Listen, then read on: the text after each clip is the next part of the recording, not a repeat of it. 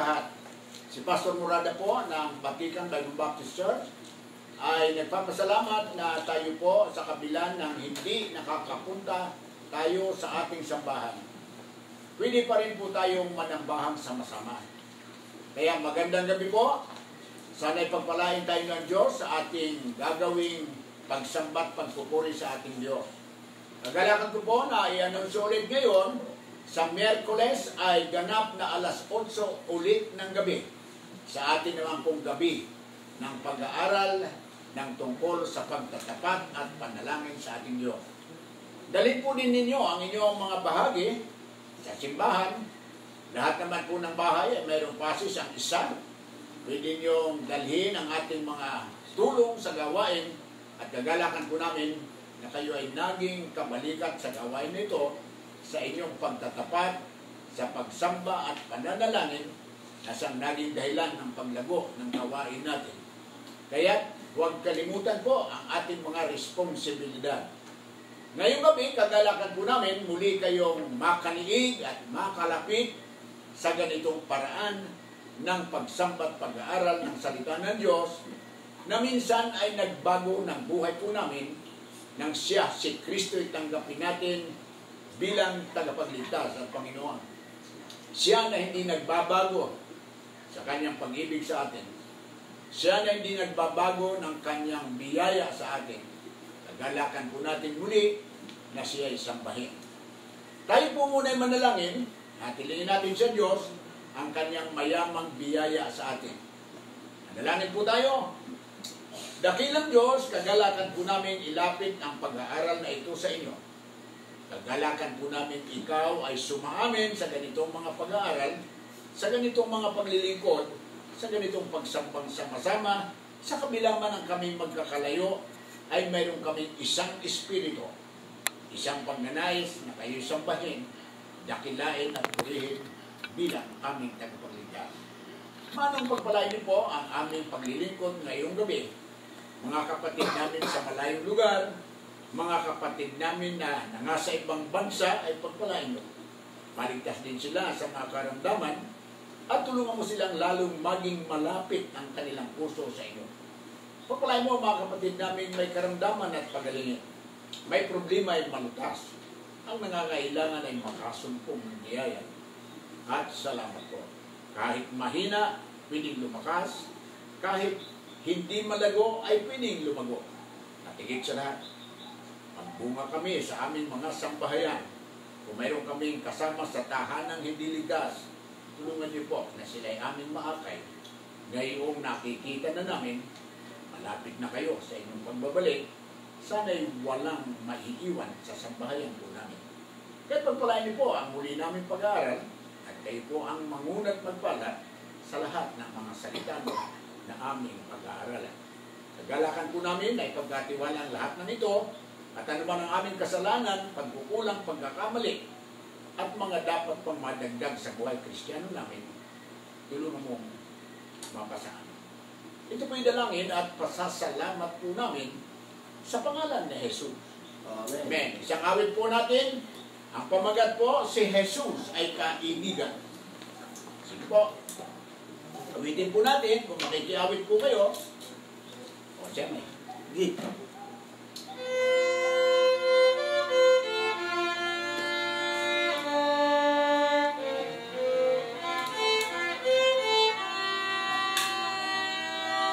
Unang stanza. Si Jesus ang kaibigan, matapat kailan pa man, tayo ay tinutulungan at pinapatunayan. Kaya aming lumayag hirap na ating dinaranas. Bakit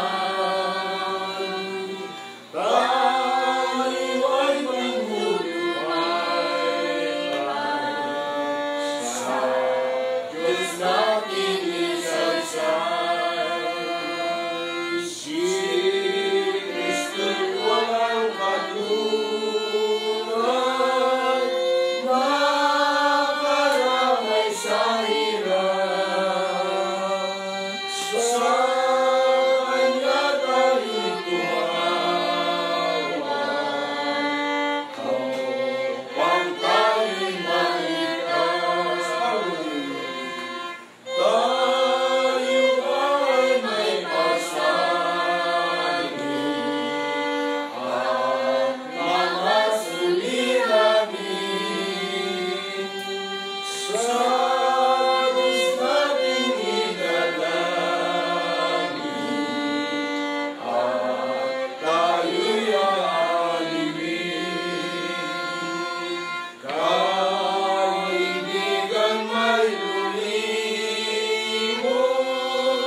sa Diyos natin ilulong. Kay Jesus tayo pasakot at laging magpakupon. Salamat po. Meron po tayong special number sa mga bata. Sige po.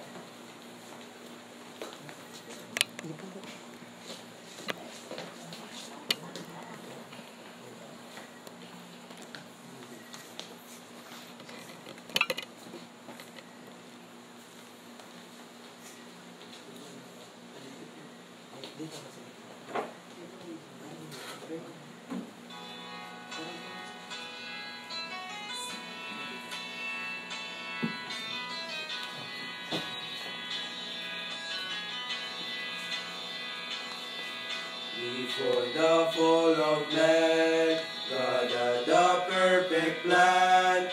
To fellowship with us was His desire.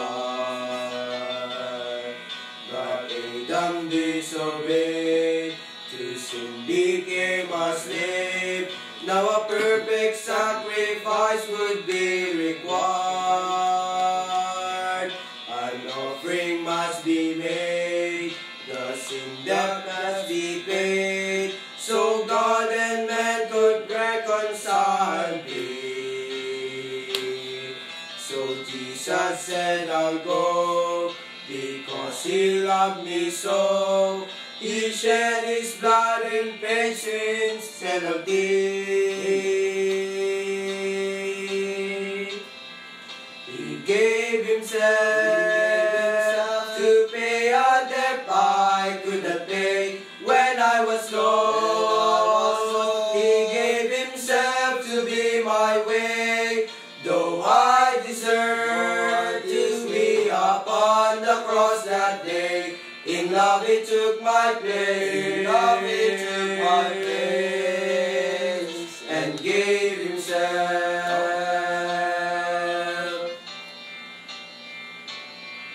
No greater love is known, no greater love is shown, than when one lays his life down for a friend. But Jesus died for me when I was His enemy. A love like this I cannot comprehend.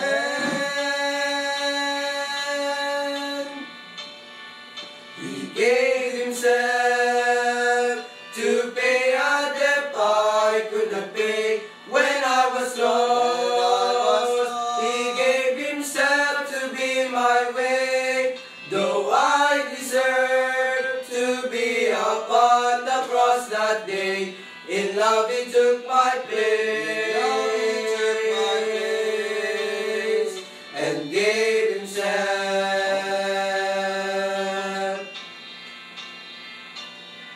My nails were in His hands, my crown of thorns He wore, my stripes were on His back, my every cross He bore. And when God turned His back, He turned it on my sin. Jesus won a victory that I could never win. He gave Himself to pay a debt I couldn't pay when I was lost. He gave Himself to be my way, though I deserve to be upon the cross that day. In love He took my place, in love He took my place, and gave Himself.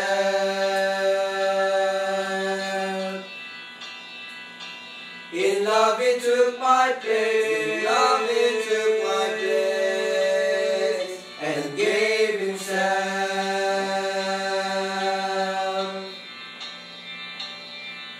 Amen. Amen. Amen. Salamat po. Ngayon gabi po ay tayo'y mag-aaral ng may kaugnayan po sa halaga ng panalangin. Ang panalangin po ay tinatawag sa tatlong bagay: pagpapasalamat, paghingi, at pagtanggap.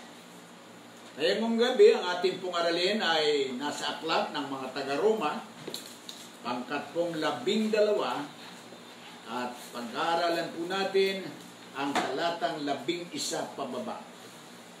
Kung kayo po may mga Biblia, buksan po ninyo at samahan ng pastor sa pag-aaral ng halaga ng panalangin. Wala pong tao ng Diyos na nagtagumpay na hindi naging ugali niya at gawi ang panalangin. Nandyan po si Moses, na sa tuwing may problema at may mga dalahin sa buhay, ang kanyang hinahawakang grupo ng mga taong lumabas sa Egypt, ang kanyang kasangkapan para magtagumpay ay panalangin. Nandyan din si Hana na nanay ni Samuel, walang anak sa matagal na panahon. Dahilan sa kanyang kalungkutan at kabalisahan, siya po'y lumapit sa Panginoon ng isang tunay na paglapit at nanalangin mataimtim, at siya pinagkalooban ng anak sa katauhan ni Samuel. Naging judge ng Israel ang tao na ito at naging mabuting katutuo. Hindi lamang po ang Samuel na ito, kundi ang tatlong magkakaibigan na si Shadrach, Meshach at Abednego. Kung natatandaan nyo, pinasasamba ng haring ng Babylonia ang mga tao niya na nasasakupan sa malaking rebulto. Pero ang tatlo na ito, dahilan sa katapatan sa Diyos, ay nagsabing hindi kami sasamba sa Diyos ninyo. Meron kaming Diyos na buhay na kinakausap at pinananalangin. Sabi niya, hindi kami sasamba dyan. At sinabi ng hari, kayo ilalagay at itatapon sa urnong nagniningas kung hindi kayo sasamba sa Diyos na Diyosan na ito. At nagsagot ang tatlo, hindi po. Buhay ang aming Diyos at ililigtas niya kami. At kung di man kami iligtas niya, hindi nagbabago ang tiwala namin sa Kanya. Sa ganong sagot, itinapon ng tatlong magkakaibigan. Sa laki ng gulat ng hari, namatay ang nagtapon, pero silang napatapon. Nang tingnan ng hari, ang tatlong naglalakad sa apoy ay naging 4. At ang sabi ng hari, bakit 4 at bakit parang anak ng Diyos ang kanilang kasama? Ni hindi nag-amoy apoy, ni hindi nasunog kahit ano. At sila'y lumabas. At nang sila'y makalabas, ang sabi ng hari, walang ibang Diyos kundi ang Diyos ni Shadrach, Meshach at Abednego. Ang huli nating halimbawa ay si Daniel na kanilang kaibigan. Alam niyo ang kasaysayan sa pangkat-6 ng Daniel. 3 beses siyang nananalangin isang araw at sila'y hinuli ng kanyang mga kaaway. Ang hatol ng hari, ang hindi sasamba ulit sa Diyos-Diyosan nila, itatapon sa kulungan ng leon upang kainin. At itinapon ng Daniel dahilan sa panalangin sa Diyos na buhay. At hindi siya kinain ng leon. Sa umagang-umaga, nagpunta ang hari at tinawag si Daniel kung buhay pa. Sabi ni Daniel, opo, hindi po ako kinagat ng leon. Inihaw ng Daniel na ito at buhat noon, ang sabi ng Haring Dario, walang ibang Diyos kundi ang Diyos ni Daniel, isang makapangyarihang Diyos, nagliligtas sa bawat nagtitiwala sa Kanya. Siya dakila at naging pangalawang tao ng Babylonia dahilan sa panalangin.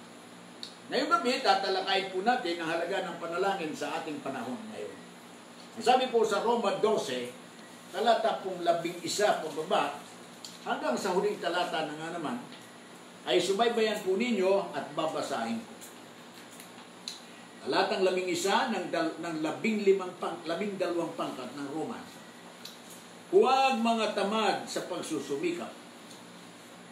Maninga sa espiritu, mapaglingkod sa Panginoon. Mga galak sa pag-ibig, magmatiisin sa kapighatian. Magmatyagain sa pananalangin. mapagdamay sa mga kailangan sa mga banal, maging mapagpatuloy. Pagpalain ninyo ang mga sa inyo ay nagsisiusip. Pagpalain ninyo at huwag ninyong sumpain. Makigalak kayo sa mga nagagalak. Makiiyak kayo sa nagsisiyak. Mga kaisa kayo ng pag-iisip. Huwag ninyong ilagak ang inyong pag-iisip sa mga bagay na kapalaluan, kundi makiayon kayo sa mga bagay na may kapakumbabaan. Huwag kayong maging mga pantas sa inyong sariling mga mahaka. Huwag kayong magbayad sa kanino man ng masama sa masama. Isipin ninyo ang mga bagay na kapuri-puri sa harapan ng lahat ng mga tao. Kung maaari, ayon sa inyong makakaya, ay magkaroon kayo ng kapayapaan sa lahat ng mga tao. Huwag kayong mga gigantihan, mga iniibig, kundi bigyan ninyong daan ng galit ng Diyos, sapagkat nasusulat, akin ang paghihigante, ako ang gaganti, sabi ng Panginoon. Kaya ang inyong kaaway magutom, kanin mo. Kung siya'y mauhaw, painumin mo, sapagkat sa paggawa mo ng gayon ay mga baga ng apoy ang ibinubunton mo sa kanyang ulo. Talatang 12. Huwag kang padaig sa masama, kundi bagkos daigin mo ng mabuti ang masama. Maliwanag po ang ating nabasa, huwag tayong madaig ng masama. Ang unang hakbang at dapat maging hakbang natin sa ganitong panahon ng masamang mga pangyayari ay panalangin. Tingnan niyo po ang talata na 12.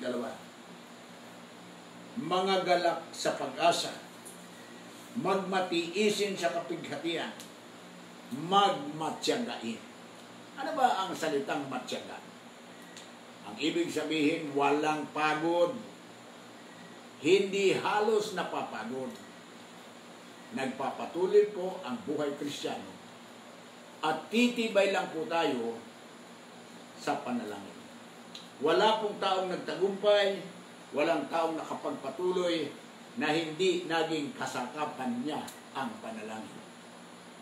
Sa ganitong aralin, isasama natin ang Efeso 6 para makita po ninyo na ang isang tao ay required ng Diyos ang ganitong bagay. Efeso 6, ang talata ay 10 pababa. Bilang mga tao at kawal ng Diyos sa katotohanan, ganito po ang kanyang paalaala at narito rin po ang katagang panalangin. Simulan natin sa talatang 10. Katapos-tapusan, magpakalakas kayo sa Panginoon at sa kapangyarihan ng kanyang kalakasan. Magbihis kayo ng buong kagayakan ng Diyos upang kayo'y magsitibay laban sa lalang ng Diablo. Sapagkat ang ating pakikibaka ay hindi laban sa laman ni sa dugo, kundi laban sa mga pamunuan, laban sa mga kapangyarihan, laban sa mga namamahala ng kadilimang ito sa sanlibutan, laban sa mga ukol sa espiritu ng kasamaan, sa mga dakong kaitasan. Dahil dito'y magsikuha kayo ng buong kagayakan ng Diyos upang kayo'y makatagal sa araw ng masama at kung magawa ang lahat ay magsitibay. Magsitibay nga kayo ng inyong mga baywang ay may bigkis ng katotohanan na may sakbat ng baluti ng katuwiran. At ang inyong mga paa ay may pangyapak ng paghahanda ng Ebanghelyo ng kapayapaan. Bukod dito, ay taglayin ninyo ang kalasat ng pananampalataya na siyang ipapatay ninyo sa lahat ng nagniningas na suligi ng masama. Magsikuha rin naman kayo ng turbante ng kaligtasan at ng tabak ng Espiritu na siyang salita ng Diyos na magsipanalangin kayo sa Espiritu ng lahat ng panalangin at daing sa buong panahon at mga puyat sa buong katsyagaan at daing na patungkol sa lahat ng mga banal. At sa akin upang ako'y pagkalooban ng pananalita sa pagbubuka ng aking bibig upang ipakilala ang katapangan na may katapangan ang hiwaga ng Ebanghelyo. Pagpapansinin natin ang mga talatang binasa natin, kayo at ako ay kawal ng katotohanan. Mayroon tayong mga sangkap sa ating pananampalataya na ito na dapat ay nasa ating katawan. Ang sabi diyan, una-una ay pataas ang gagawin nating pagtanaw. Ikaw dapat ay ligtas. Sa talatang 17. Pangalawa, ikaw dapat ay may espiritu na gumagabay sa iyo. At pangatlo, ikaw ay mayroong baluti at mayroon kang mga sangkap bilang isang tunay na kawal Kristiyano. At higit sa lahat, ang talata po na 18. Ang sabi po, na magsipanalangin kayo sa Espiritu ng lahat ng panalangin at daing sa buong panahon at mangagpuyat sa buong katyagaan at daing na patungkol sa lahat ng mga tao. Ikaw at ako ay binibigyan ng Diyos ng pagkakataon na maipakita natin sa Diyos, mahal natin ang kapatiran. Mahal natin ang ating mga kasamahan. Isa po sa magagawa nating tulong ngayon dahil marami ang nangangailangan. Marahil mayroon tayong kapatid na nasasalat. Marahil mayroon tayong kapatid na may sakit. Wala man dito, nasa ibang bansa. Marahil mayroong nangangailangan. Mayroong natutukso. Mayroong nanghihina. Ikaw at ako ay may katungkulang manalangin. Ito po ay tungkulin ng isang Kristiyanong nagmamahal sa kapwa Kristiyano.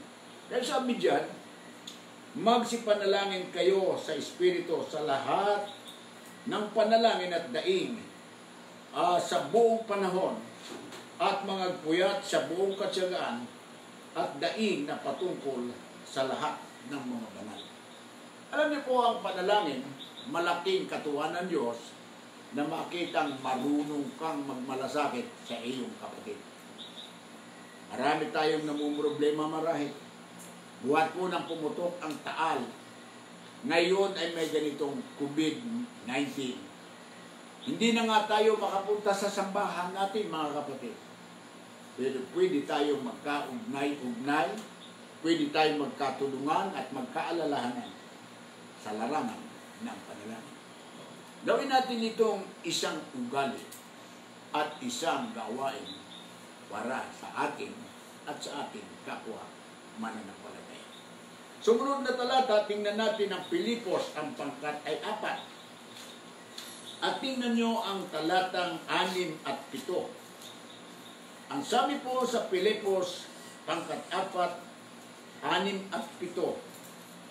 Huwag kayong mga balisa. Tingnan nyo.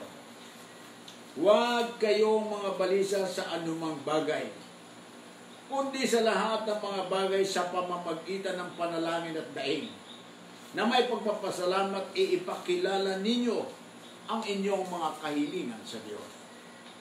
Kaya sabi ko sa akin simula, ang panalangin ay 3 bagay: pasasalamat, paghingi, at pagdamdam. Maliwanag po yung ating nabasa sa Mateo, ang pangkat ay 6 kung hindi ako nagkakamali. Ang sabi doon, kayo'y magsihingi at kayo'y bibigyan. Kayo'y magsituktok at kayo'y bubuksan. Kayo'y magsihanap at kayo'y makakasumpong. Sa mga tuwidang panalangin ay isang batas, isang utos na katulad ng pagsamba. Nang sabi, huwag hamakin ng pagsamba. Hinahanap ka ng iyong ama sa sambahan. Hindi man tayo nakapunta sa sambahan ngayon. Ang ginagawa natin ay katuwaan sa puso ng Diyos na siya hindi natin nalilimutan. Kaya kung utos ang pagsamba, utos din ang kayo'y manalangin. Kasi ang panalangin ay tinatawag na pakikipag-usap sa Diyos. Ang taong walang panalangin ay walang lakas. Ang taong walang panalangin ay walang matibay na buhay. Kaya sabi ng ating mga naririnig lagi, walang panalangin, walang lakas. Walang panalangin, walang bunga. Kaya minamahal, marahil ito ay ipinangyari ng Diyos sa ating mundo para makita ng bawat isa sa atin, mayroon tayong magagawa. Marahil mayroon kayong kapatid na hindi ligtas, asawa na hindi ligtas, anak na hindi ligtas, magulang na hindi ligtas. Nalala nyo si Isikayas sa pangkat 38 ng Isaiah. Mamamatay na siya at may sakit, pero konsernado pa rin ng Diyos sa pamilya niya. Ano po ang sabi sa kanya? Isikayas, mamamatay ka na lang sa sakit na yan. Hindi mo pa naaayos ang iyong sambahayan. At siya po'y nanalangin na umiiyak at hiningi niyang bigyan siya ng pagkakataon na ang kanyang sambahayan ay kanyang maturuan at makaunawa ng kanyang naranasan. Anong sagot ng Diyos? Binigyan siya ng 15 taon na pagkakataon. Minamahal ang Diyos ay konsernado sa pamilya mo. Kaya kung hindi ligtas ang magulang mo, hindi ligtas ang kapatid mo, hindi ligtas ang mga kasambahay mo, yan ang unang tungkulin mo. Hindi ba sa lahat ng pinagaling ni Jesus ay sinabi niya, bumalik ka sa iyong tahanan at sabihin mo ang mga dakilang bagay na ginawa ko sa iyo. Kaya tungkulin po natin, ibalita at ipanalangin ang ating mga mahal sa buhay ay dapat maligtas din. Tuloy po tayo sa Pilipos ang pangkat 4, talatang 6 ulit hanggang 7. Huwag kayong mga balisa. Alam kong kung kayo konsernado sa tahanan nyo, nababalisa kayong hindi sila ligtas. Pero sabi dito, huwag kayong mga balisa sa anumang bagay, maging sa ating pangangailangan at karamdamang gumagala ngayon, kundi sa lahat ng mga bagay sa pamamagitan ng panalangin at daing, na may pagpapasalamat ay ipakilala ninyo ang inyong mga kahilingan sa Diyos. Kaya hindi tayo hinto, mga kapatid. Ipapanalangin natin, pagpalain tayo at ingatan ang ating Diyos at ang ating sambahayan. Talatang 7. At ang kapayapaan ng Diyos na di masayod ng pag-iisip ay mag-iingat ng inyong mga puso at ng inyong mga pag-iisip kay Kristo Jesus. Iaayos ang buhay natin. Iaayos ang mga bakabaga-baga natin.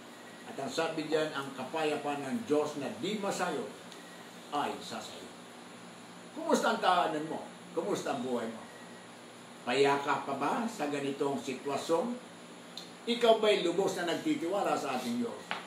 Kaibigan, si Kristo po kailangan.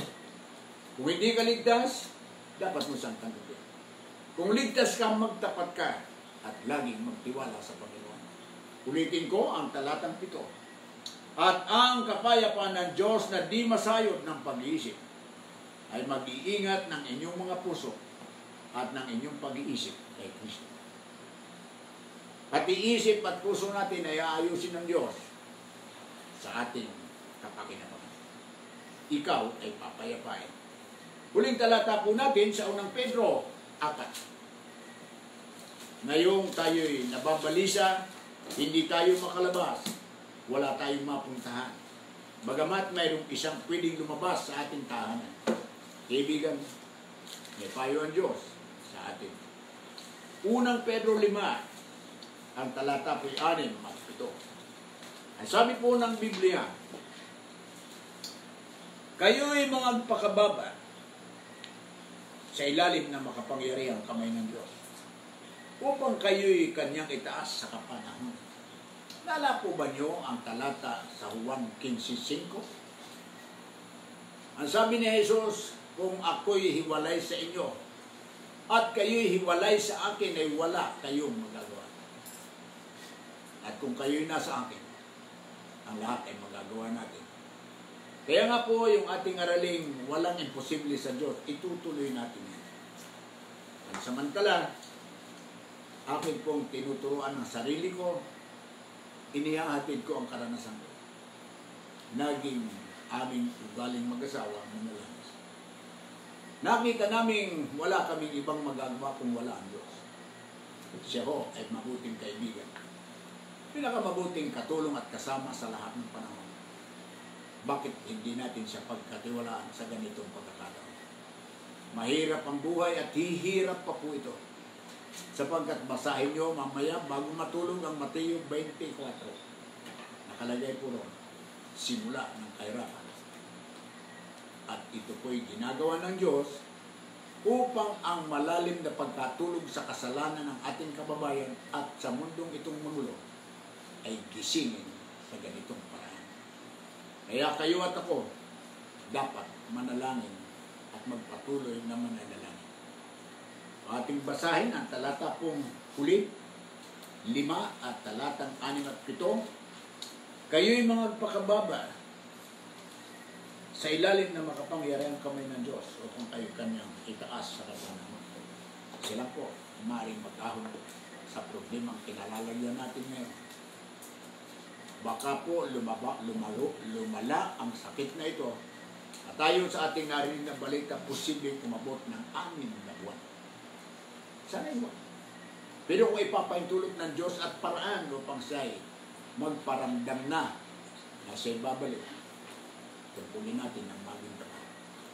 Isa po sa dapat natin gawin, laging manalangin. Kaya po yung Tesalonia 6 at talatang 18, manalangin walang atid.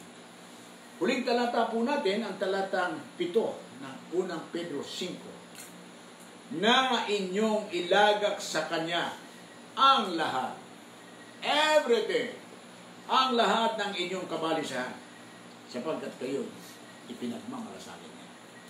Katunayan, pagkaligtas sa atin ay pagmamalasakit ng Diyos.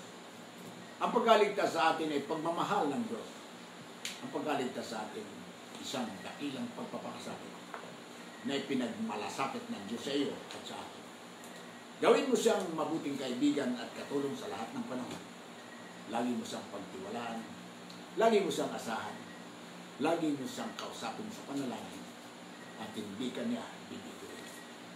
Ulitin ko ang talata, na inyong ilagak sa Kanya ang lahat ng inyong kabalisahan sapagkat kayo ipinagmamalasakit. Walang bagay na hindi kayang Diyos. Sa ganitong panahon at sa lahat ng pagkakataon, siya lang ang makasasagot ng kailangan mo at kabalisahan mo. Sana po, pagpalain tayo ng Diyos. Panginoon, pagpalain niyo po ang aralin. Pagpalain niyo po ang pusong nakinig. Pagpalain niyo ang katotohanan ng aming nabasa sa inyong panalangin. Alam namin ito'y nasulat upang kami turuan mo kung paano mabubuhay sa magulo at masamang mundo na ito. Salamat po na kami ilaw at asin ng sanlibutan. Kaya mong kami magliwanag sa gitna ng dilim at makita kami ng marami pang iba, lalo na po ng aming mga kasambahay. Si Kristo ang dahil ng payapang buhay at buhay na mayroong pag-asa ng langit. Kaya tulungan mo kami magpatuloy at magpapatuloy. Naaasahan namin kayo na pinakamabuting kasama at kaibigan namin sa lahat ng panahon at pagkakataon. Patawad po sa aming maraming kasalanan. Ilisan mo kami sa mga karumihan. Tulungan mo kaming mabuhay ayon sa inyong katotohanan. Ang lahat ng ito, dakilang Diyos, ay dalangin at pasasalamat po namin sa pangalan ni Jesus. Amen. Magandang gabi po. Maraming salamat. Pagpalain po tayong lahat. Announcement. Muli po, inuulit ko, Merkules, alas 8 din po. Ganitong oras din, tayo po ay may pagsambat pananalangin din. Pagpalain po kayo ng Diyos, bigyan tayo ng kapayapaan sa ating papamahinga ngayong gabi. Magandang gabi po. Maraming salamat po. Pagpalain tayo lahat.